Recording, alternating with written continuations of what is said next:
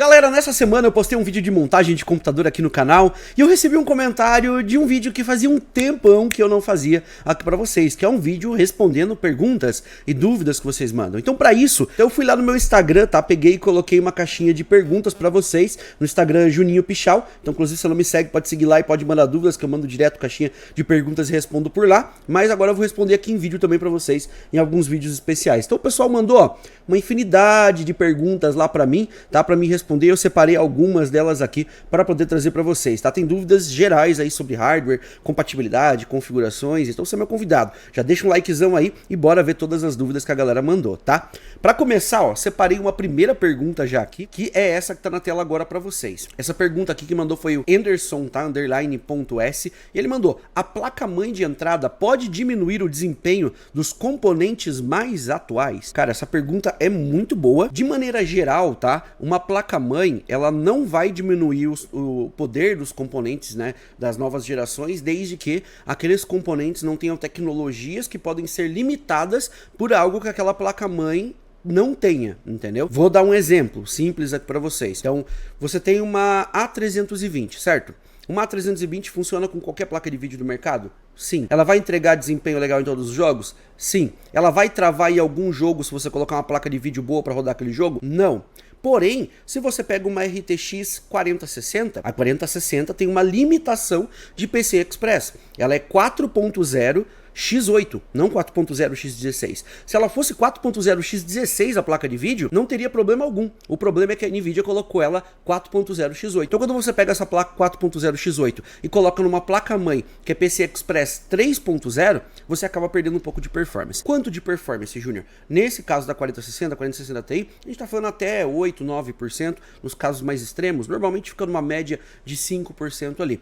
É uma grande coisa? Não, porque se você considerar ali, é bem pouquinha diferença, mas sim, você tem uma diferença ali considerável, então você tem que decidir se você quer ou não isso. Existe algum outro ponto que uma placa-mãe de entrada pode limitar? Em recursos. Só que daí, não é que a placa-mãe ela vai te limitar porque ela é uma placa-mãe ruim. Ela vai te limitar porque você não soube equilibrar. Vou te dar um outro exemplo. Você pega um processador, por exemplo, 5900X ou 5950X. A placa-mãe tem algum problema? Ela que limita seus outros componentes? Nessa situação ela está te limitando, mas porque você não soube equilibrar. Então sim, a placa-mãe ela pode te limitar quando você não sabe equilibrar a máquina. Uma placa-mãe A320 não é feita para levar um processador desse. Ela é feita para levar um processador mais simples. Agora se você coloca um processador mais simples, Ryzen 5 5500, e coloca uma placa de vídeo legal, 6650 XT, vai perder algum desempenho? Não, placa-mãe vai levar tranquilamente. O problema tá quando você não sabe equilibrar mesmo. No geral, tá? Eu te falo assim, o que você vai ver de diferença de FPS hoje é geralmente quando a placa de vídeo tem limitação de PCI Express. Quais são os modelos? RTX 4060, RX 7600, RTX 4060 Ti, 7600 XT, RX 6400 e RX 6500 XT. Esses são os modelos hoje que têm limitações de PCI Express. Alguns mais, outros menos. Então é neles que você tem que tomar cuidado com a limitação de linha PCI Express e a versão da sua placa-mãe. No geral, os outros componentes ali só teriam algum problema se você não soube equilibrar mesmo, tá? Você colocou um processador muito forte, uma placa-mãe fraca e vice-versa, beleza? Vamos ver a próxima pergunta agora, tá? A próxima pergunta é do Rosival Maral. Nossa, até falei tudo errado aqui, né? Ele mandou, ó, para entrar na nova plataforma AM5, Ryzen 5, né, 8600G ou Ryzen 7 8700G, sem placa de vídeo dedicada. Para responder a tua pergunta, eu vou buscar ajuda no site. Então, ó, puxando aqui pro nosso site da Pichal, eu separei aqui na tela o Ryzen 5 8600G, que tá 1263,99, e o Ryzen 7 8700G, que tá 1816,99, certo? É uma diferença considerável. A gente tá falando de mais de R$500 de diferença entre um processador e outro. Vai dar grande diferença no vídeo onboard desses processadores? Não, tá? A diferença de performance de vídeo onboard deles é muito similar. Então, se for falar somente do vídeo onboard, de você levar esse processador, não faz muita diferença e, na minha opinião, não compensa você pegar a versão Ryzen 7. Valeria a pena você ficar no 8600G, que ele vai te entregar já uma boa performance, vai ter uma boa otimização legal e um processador Ryzen 5, né, geração nova, dentro dele, que você pode levar placas de vídeo futuramente, tá bom? Então, de maneira geral, a diferença a mais de performance que tem no 8700G, na minha opinião, né, não justifica, mas daí é a minha opinião, que ela é pequenininha a diferença, bem pequenininha mesmo. Voltando aqui para a tela, vamos ver a próxima pergunta, ó. Próxima pergunta é do Zeke Matheus Eduardo, tá? Tenho um i5 12600K. Na ficha técnica, ele é 3200 MHz DDR4. E se eu colocar umas de 3600, dá problema? De maneira geral, não, tá? 98% dos casos ele vai suportar uma frequência maior do que o estipulado pelo fabricante. A frequência que o fabricante fala lá é a frequência que ele te recomenda de trabalho e que ele certifica aquele processador para trabalhar. Então ele tá te dando, ó, um duplo check. Ele fala: esse processador nessa frequência funciona. Acima disso, a gente não garante. Por quê? Porque vai depender da qualidade do silício desse processador, que varia, né? O chip ele pode ser de um silício um pouco melhor, um pouco pior. Não tem como controlar isso, é variado dentro do wafer, né? O wafer é um negócio desse tamanho de silício, lá de chips. E daí você tem os chips das bordas e os mais do meio. Quanto mais do meio, mais refinado ele é, né? Então ele é melhor para levar frequências mais altas, melhor para lidar com tensões mais baixas e frequências altas também. Então eles são os chips melhores ali. Mas você vai pegar sortido. Então não tem como garantir que acima daquela frequência vai funcionar. Só que, como eu falei, 98% dos casos, na minha experiência aqui, vai funcionar, tá? O ideal é você não exagerar. 3.200 para 3.600 não é muita coisa. Então pode ficar tranquilo que vai. Uma coisa que eu iria falar para você é: evita colocar 4 pentes, tá? Coloca 2 de preferência. 2 é mais fácil de empurrar a frequência mais alta, beleza? Uma outra pergunta aqui, vamos puxar próximo, ó. A próxima é do Paulo, tá? O Paulo mandou aqui pra gente, ó: eu tenho uma B550M da Horus. Eu quero atualizar, uma Horus Euro, não sei. Quero atualizar o meu processador, uso um 5700G. Qual recomenda? Tá, bacana. Ele tem uma B550, deve ser uma Horus Elite, ele queria dizer ali, né? O 5700G já é um processador bacana, mas se você quer alguma coisa a mais do que isso, vai depender da proposta que você quer. E sim, essa placa-mãe suporta qualquer processador da atual geração, né, dos Ryzen 5000. Então qualquer um ela vai suportar. Não importa o nível do processador, ela vai suportar da geração 5000. Enquanto isso, você pode ficar tranquilo. Agora vamos às recomendações. Se você vai utilizar para trabalho, para ficar melhor do que você tem hoje, te recomendaria pegar um 5900X, né, ou um 5950X. São processadores mais rápidos, com mais núcleos e mais threads. Eles são mais rápidos para trabalho. Se você quer um processador mais rápido para jogar, eu te recomendaria pegar um Ryzen 7 5700X 3D. Ele tem as mesmas características de núcleo e thread que o teu processador atual, porém com cache 3D, que dá uma vantagem bem grande para ele empurrar FPS. Quem não sabe, o cache 3D ele basicamente é uma quantia maior de cache, e a memória cache é uma memória que fica junto ao processador. Então ela tem uma comunicação próxima com ele. Ela é uma memória mais rápida do que a memória RAM, mais rápida do que a memória flash do SSD e mais rápida do que a memória mecânica de disco do HD, obviamente. Então quando o jogo está precisando fazer grandes demandas pro processador, o processador precisa correr ali para entregar todos os quadros que a placa de vídeo está fazendo, certo? E para ele gerar todos esses quadros, ele tem que ser muito rápido. Porém, se ele depende de pegar essas informações do SSD ou da memória RAM, isso é um pouco mais lento. Apesar de ser muito rápido, é mais lento. Se ele tem essas informações dentro do cache, porque o processador tem uma quantia maior de cache, ele consegue fazer isso mais rápido, porque o cache está pertinho dele, coladinho nele, e ao mesmo tempo é mais rápido do que a memória RAM. Então ele consegue puxar as informações mais rápido e devolver de novo mais rapidamente. Nesse processo ele consegue gerar mais quadros. Então, por isso que ele é mais capaz de empurrar FPS quando as placas de vídeo demandam aí mais taxas, tá bom? Então, te recomendaria um 5700X 3D, beleza? Vamos para a próxima agora. Próxima pergunta é do Ruhambre, acho que é. Quero montar um PC para Flight Simulator 2020, tá? 2020, né? O que preciso para ter boa qualidade? Para boa qualidade, você precisa de uma placa de vídeo bacana. Para o Flight Simulator, eu posso falar porque eu sou entusiasta, jogo muito Flight Simulator desde as gerações lá de trás. O jogo em si, ele é pesado, tá? Graficamente, ele tem um peso, só que não é nada de exagerado.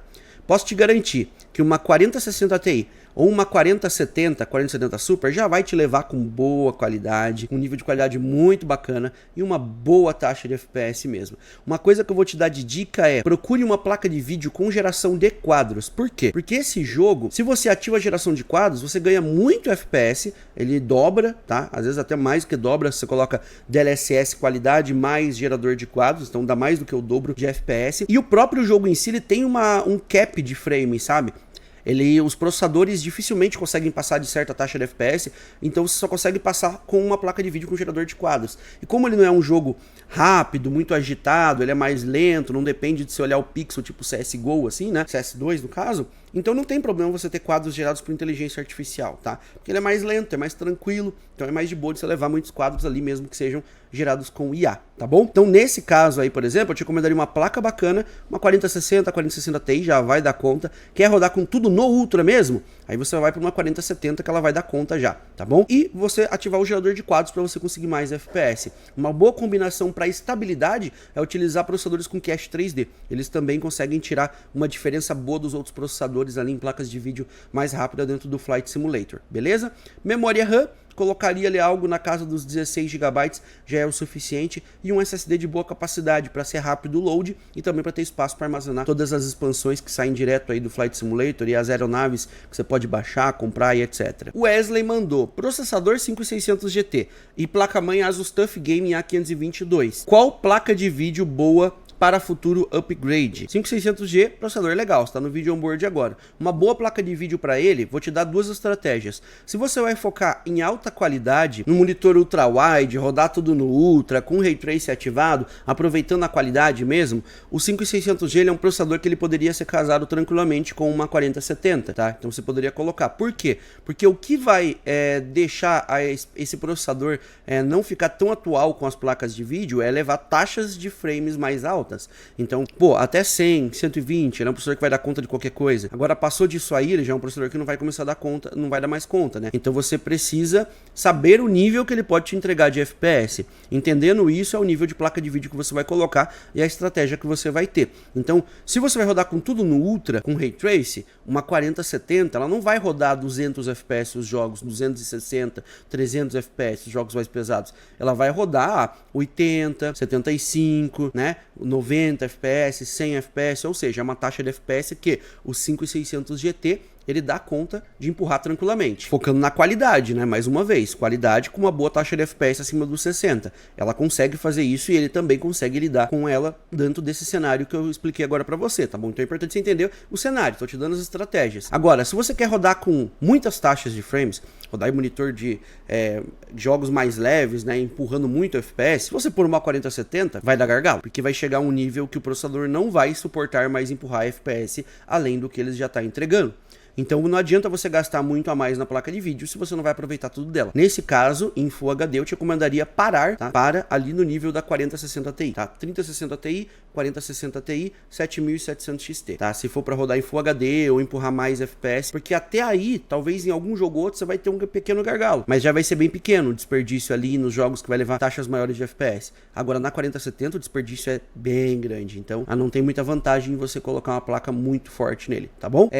Qual o monitor de 27 polegadas para uma 4070 ou 7800 XT e um water cooler de 240 para esse processador também. Bacana. Processador, ele não é muito quente, não precisa de muita coisa. Monitor, eu vou te recomendar na minha opinião, que seria interessante, tá? Você pegou uma 4070 com 7800 X 3D, você vai querer levar em altas taxas de frame, né? Vamos ver como é que vai ficar. Dentro do site da Pichau, eu separei algumas opções de monitores aqui, tá? Separei primeiro esse. Por quê? Porque ele é um monitor Quad HD, então você tem uma resolução boa para levar com a 4070 e ao mesmo tempo você tem 1 milissegundo 240 Hz de Sync e FreeSync, então compatível com a tua placa de vídeo para sincronização de quadros. É um monitor de boa qualidade, um tamanho de tela bacana, né, que é 27 polegadas, daria para você empurrar tranquilo, sem você gastar exageradamente num monitor. Uma outra opção é essa aqui, já ele é para você ter, como é que eu posso dizer, mais margem de FPS, porque ele é Full HD, tá? O outro é Quad HD, então nesse aqui na 4070 você vai ter muita margem de FPS, e ele é mais barato do que R$1.000, então ele fica R$ 989,99. Ele é curvo, Full HD, 1 milissegundo, 240 Hz, e também é de 27 polegadas, então um tamanho bacana de tela. Esse aqui já vai dar para empurrar um pouco mais de FPS, tá? Mantendo os mesmos 240 Hz, e este é o processador dá conta com a tua placa de vídeo. Por último, mas não menos importante dos monitores, eu separei um outro aqui, que daí ele já é um que tem o acabamento mais premium, uma tela um pouco mais premium também, que é o monitor Centauri Pulse Pro, tá? Essa versão aqui ela tem 27 polegadas, tamanho de tela bom, é painel IPS, tá? Com alta fidelidade de cores, resolução 2560 por 1440, então tem uma boa qualidade de imagem, né? Você vai ter muitos pixels na tela, a imagem vai ficar bem nítida, 1 milissegundo 240 Hz, também é muito top, sai por 1.499 no site. E agora falando do water cooler pro teu processador, um water cooler de 240 ou de 360 de boa qualidade já dá conta, não precisa exagerar, tá? Ele não é um processador muito quente, Qualquer de 240 já vai dar, mas se você quiser pôr em 360 fica bonitão no setup, né? Vou recomendar aqui um lançamento para você. O lançamento é esse, o Pichau Lunara, tá? Com LEDs ARGB, ele tem na versão branca e na versão preta, de 360mm e de 120mm, e ele é ARGB, acabamento premium, deve ter saído vídeo ou vai sair vídeo aqui no canal já para vocês. É um water cooler bem top mesmo, fica realmente um acabamento bem bacana e vai dar conta com sobra do teu processador, tá? Vai levar tranquilamente, ó. Se você olhar, tem a versão preta também para você poder comprar, tem a versão de 240mm e tem a versão de 240mm na cor branca também. Tá disponível já no site. Vou deixar os links lá embaixo. Voltando agora para a tela aqui, né, pessoal? Vamos para a próxima pergunta, ó. Próxima pergunta é do O Gabriel Vieira. Qual a melhor configuração de PC entre 5K e 6K para editor de vídeo? Cara, para editor de vídeo, eu acho que dentro dessa proposta que você quer, eu te recomendaria você colocar uma placa de vídeo primeiramente, né, para você poder colocar ela para renderizar, ela para fazer o teu preview de timeline. Então tem que ter uma placa de vídeo, não foca só em processador, tem que ter uma plaquinha de vídeo legal para acelerar. A quantia de memória é 32 GB, que eu acho que tá ideal aí já, e pelo menos um SSD de 1 TB. Tá? Se você puder colocar 2 de 1 TB ou 2 de 2 TB, perfeito. Porque em um você deixa sistema, softwares e o projeto que você está trabalhando, e o outro você deixa salvos arquivos, tá? Que você vai trabalhar nos projetos anteriores, etc, para fazer um backup. Ou você pode fazer ainda melhor, que é a pasta do projeto você deixa no outro SSD. Então você aproveita a maior velocidade dos dois, tanto no software Windows, como também no projeto que você está trabalhando naquele momento ali. Vou passar por cima uma máquina para você. Bom, o Gabriel Oliveira, ó, montei aqui rapidamente uma configuração por cima para você e ela fica dessa forma, tá entre 5 e 6K, que é como você me pediu, e o foco é para edição de vídeo. Ryzen 7 5700X de 16 threads, uma placa-mãe B550 com 4 slots, te dá margem depois para mais 2 pentes de memória, totalizando 64 caso você queira. Tem suporte a 2 SSDs M.2 e a gente vai utilizar isso. A gente está utilizando 2 módulos de memória de 16, então já tem 32 GB, depois você pode pôr mais 2, 3200 MHz é a frequência, de boa qualidade, é memória da Pichau Delta RGB da Team Group, né? São 2 módulos que a gente colocou, um air cooler bacana para levar esse processador, que não é muito quente, então esse air cooler já dá conta. 2 SSDs M.2 de 1 TB, que já é o suficiente. Pode ser no padrão SATA, como pode ser no padrão NVMe, tá? Que é o mais rápido. Você decide, não tem problema se for no padrão SATA por ser mais baratinho, tá? Dá para pegar ele. Eu peguei só no modelo M.2 porque daí já elimina cabos, a máquina fica mais clean. Fonte de 500 dá e sobra para essa máquina. Peguei o modelo da Galaxy GL 500S. Essa fonte aqui tem 3 anos de garantia no Brasil, é de excelente qualidade, certificação da Powernetics e Cybernetics, além do 80 Plus. Gabinete Manser Narok, tá? Que é um gabinete RGB, com frente do tipo mesh, PSU cover, lateral em vidro, 3 ventoinhas já de fábrica, e a placa de vídeo uma RTX 4060, que ela já comporta aí tranquilamente fazer o preview de timeline, renderização de vídeo, exportação em boa qualidade, com os últimos codecs, né, e com bastante velocidade aí. Então se assemelha muito a uma máquina gamer, né, só que aqui a gente faz algumas mudanças, né, em vez de pegar só um Ryzen 5 é um Ryzen 7, em vez de pegar só 16 vai para 32, em vez de só um SSD de vídeo armazenamento em 2, né, uma fonte de bastante qualidade e uma placa de vídeo para empurrar a timeline, beleza? Então esse é o teu orçamento. E agora no final que chegamos à nossa última mensagem, que era essa. Então queria agradecer aí o pessoal que mandou mensagens lá, lembrando que você pode mandar perguntas, tá, e dúvidas aqui nos comentários desse vídeo. Se você quiser mandar também, você pode mandar no Juninho Pichau. Toda semana eu abro uma caixinha de perguntas, você pode mandar lá e eu vou pescar algumas perguntas daqui e algumas perguntas de lá também. Então se não me segue lá, me segue por lá também, beleza? Agradecer a todo mundo que participou, espero demais que você tenha curtido o vídeo. Se você curtiu, deixa seu like, se inscreve no canal da Pichau se não é inscrito ainda, e nos vemos no próximo vídeo, galera. Até a próxima!